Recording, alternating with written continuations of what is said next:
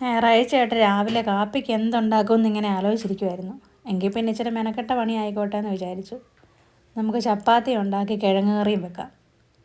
ഇത് കഴിഞ്ഞ ദിവസം പറിച്ചെടുത്ത കിഴങ്ങാണ് കേട്ടോ. നന്നായിട്ട് ചാരവും ചാണകപ്പൊടിയും കരിയിലയും കൂടെ മിക്സ് ചെയ്തിട്ട് മുളച്ച കിഴങ്ങ് അതിലേക്ക് നട്ട് വെക്കും. അപ്പോൾ നമുക്കിതുപോലെ മുഴുത്ത കിഴങ്ങ് പറിച്ചെടുക്കാൻ കിട്ടും. അങ്ങനെ നമ്മുടെ കിഴങ്ങെല്ലാം എടുത്ത് കഴുകി നമ്മൾ പുഴുങ്ങാനായിട്ട് കുക്കറിൽ വെച്ചു. ഇനി അതവിടെ ഇരുന്ന് വേകുമ്പോഴേക്കും നമുക്ക് ചപ്പാത്തിക്കുള്ള മാവൊന്ന് കുഴച്ചെടുക്കാം. തിളച്ച വെള്ളത്തിലാണ് മാവ് കുഴച്ചെടുക്കുന്നത്. ഇതിങ്ങനെ കുറേ സമയം നമ്മൾ കുഴച്ചെടുക്കണം. എത്ര സമയം നമ്മൾ നന്നായിട്ട് കുഴക്കുന്നോ അത്രയും തന്നെ സോഫ്റ്റായിട്ട് ചപ്പാത്തി കിട്ടും. എങ്കിൽ പിന്നെ അതങ്ങ് കുഴച്ചെടുത്തേക്കാം.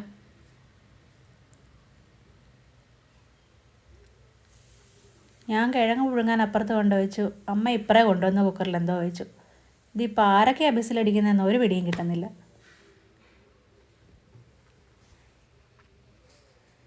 ചപ്പാത്തിയുടെ മാവിനെ നമ്മൾ നന്നായിട്ട് അങ്ങ് കുഴച്ചെടുക്കാം.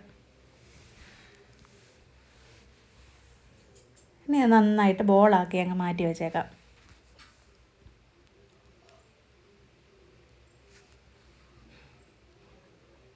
ആ സമയം കൊണ്ട് നമ്മൾ കിഴങ്ങ് കറിക്കുള്ള ബാക്കി വേണ്ട സാധനങ്ങളെല്ലാം അരിഞ്ഞ് വെച്ചിട്ടുണ്ട്. ഇനി കറി അങ്ങ് ആക്കിയെടുക്കാം. വെളുത്തുള്ളി, സവോളയും പച്ചമുളകും ചേർത്ത് സാധാ കിഴങ്ങും കൂടെ ചേർത്ത് എടുക്കും. അതിനകത്ത് മസാലയൊന്നും ചേർക്കത്തില്ല. ഇനി ഇതെല്ലാം കൂടെ ഒന്ന് വഴറ്റിയെടുക്കാം.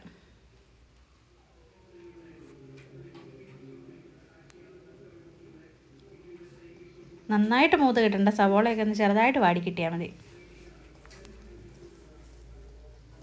ഞാനിതെല്ലാം കൂടി ഇട്ട് ഇളക്കാനും തുടങ്ങി. അടുക്കള നിന്നവരും പെരയ്ക്കകത്ത് നിന്നവരും എല്ലാം ചുമയ്ക്കാൻ തുടങ്ങി.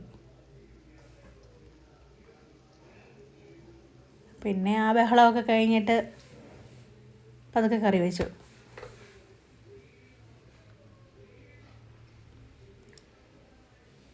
ഇതിൻ്റെ ഇടയിൽ നമുക്ക് ഇതിന് സവോളയ്ക്ക് ആവശ്യത്തിനുള്ള ഉപ്പും കൂടി ഇട്ട് കൊടുക്കാം. കുറച്ച് മഞ്ഞൾപ്പൊടിയും കൂടി ഇട്ട് കൊടുക്കാം.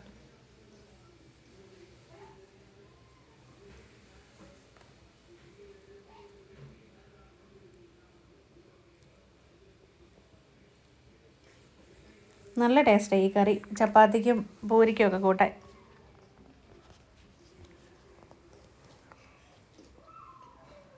ഇനി നമുക്ക് നമ്മുടെ കിഴങ്ങൊക്കെ നന്നായിട്ട് വെന്ത് വന്നിട്ടുണ്ട്. അതിൻ്റെ തൊലിയൊക്കെ ഒന്ന് കളഞ്ഞെടുക്കാം.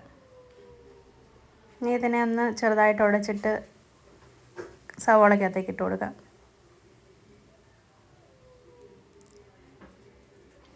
ഞാൻ ചപ്പാത്തിയും കിഴങ്ങ് കറിയും ഉണ്ടാക്കുന്നു. അമ്മ ഇവിടെ കപ്പ വേവിക്കുന്നുണ്ട്.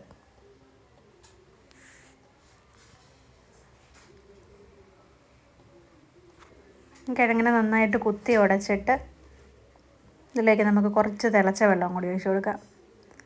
കിഴങ്ങായതുകൊണ്ട് തന്നെ നമ്മൾ വെള്ളം ഒഴിച്ചാലും പെട്ടെന്ന് കുറുകി വരും.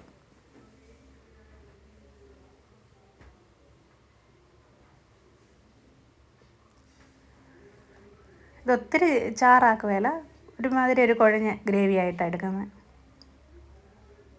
ചപ്പാത്തിയുടെ കൂടത്തെ അടിപൊളിയാണ്.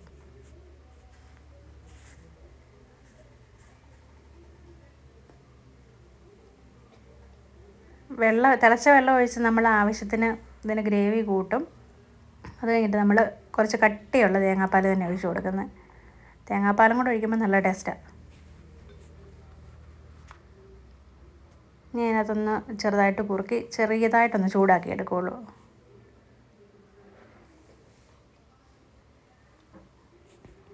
ഇതൊരു 2 മിനിറ്റ് ഇരിക്കുമ്പോഴേക്കും നന്നായിട്ട് കുറുകി കട്ടിയാവും.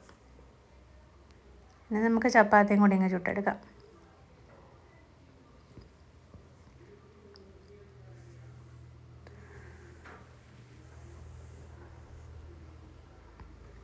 നമ്മുടെ ചപ്പാത്തി ആയിട്ടുണ്ട്.